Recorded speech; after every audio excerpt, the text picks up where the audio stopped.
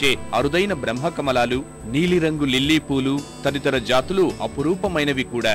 ఇక కాశ్మీరంలోని valley of flowers గా పిలిచే లోయలు భూలోక స్వర్గంగానే పరిగణించాల్సిన ప్రాంతం.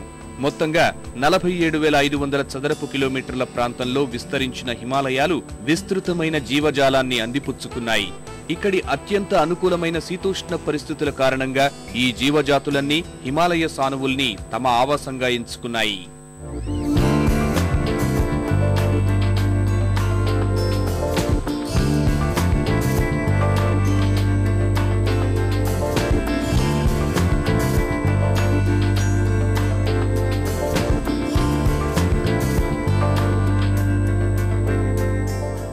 వింధ్యాచల, సాత్పురా పర్వత శ్రేణులున్న పశ్చిమ కనుమల్లోని జీవవైవిధ్యము భారత్కు అత్యంత విశిష్ట స్థానాన్ని సమకూరుస్తోంది.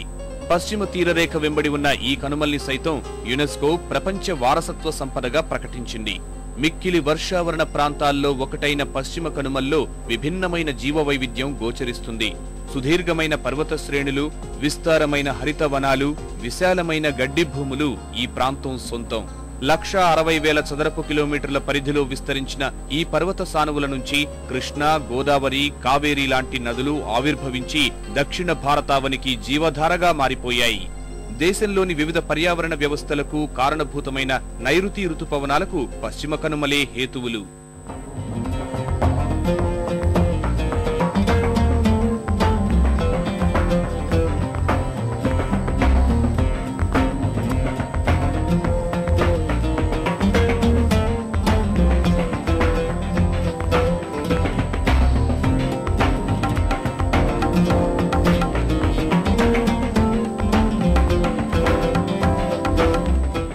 అత్యంత అరుదైన సింహపు తోక కోతి జాతి, దేశానికే గుర్తింపు తెచ్చిన ఆసియా ఏనుగులు, పులులు, వాంపైర్ గబ్బిలాలు, గ్రేట్ ఇండియన్ హార్న్బిల్ పక్షులు, మన దేశానికే ప్రత్యేకమైన కింగ్ కోబ్రాగా పిలిచే నల్లత్రాచు, ఇలాంటి ఉత్కృష్టమైన జీవజాతులకు పశ్చిమ కనుమలు ఆలవాలం.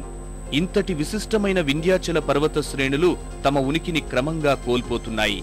అటవీ ప్రాంతాల నరికివేత, పర్వత పాద ప్రాంతాల్లో ఇష్టానుసారంగా జరిగిపోతున్న పోడు వ్యవసాయం ఇక్కడి పర్యావరణాన్ని, జీవావరణాన్ని దారుణంగా దెబ్బతీస్తోంది. విత్సలవిడి పర్యాటకము ఇబ్బందికరంగా పరిణమిస్తోంది. కొంతవరకు ఈ ట్రైబల్స్ వారి యొక్క ప్రాక్టీసెస్ వల్ల, అంటే ది షిఫ్టింగ్ కల్టివేషన్, పోడు భూములు, పోడు వ్యవసాయం చేయడము, దానివల్ల కొంత ఏరియా డెఫినెట్లీ అక్కడ ఎఫెక్ట్ అయింది. తర్వాత మన దగ్గర ఉన్నటువంటి నెట్ ఫారెస్ట్ ఏరియాలో కొంత ఏరియా తగ్గిపోయింది. బట్ అందులో కూడా ఇప్పుడు ట్రీ క్రాపింగ్ అనేది చేపట్టడంతో డెఫినెట్లీ సిచ్యువేషన్ను మళ్ళీ మనము తిరిగి అండర్ అట్లీస్ట్ ట్రీ కవర్ అనమాట. So if not horticultural species, సిల్వి horticulture అనమాట.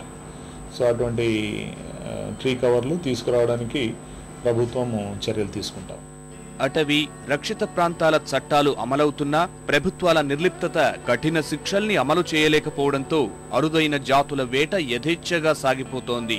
ఈ తరుణంలో ప్రపంచ వారసత్వ సంపదగా గుర్తించిన ఈ జీవావరణాల్ని రక్షించుకోవలసిన బాధ్యత ప్రతి ఒక్కరిపైనా ఉంది.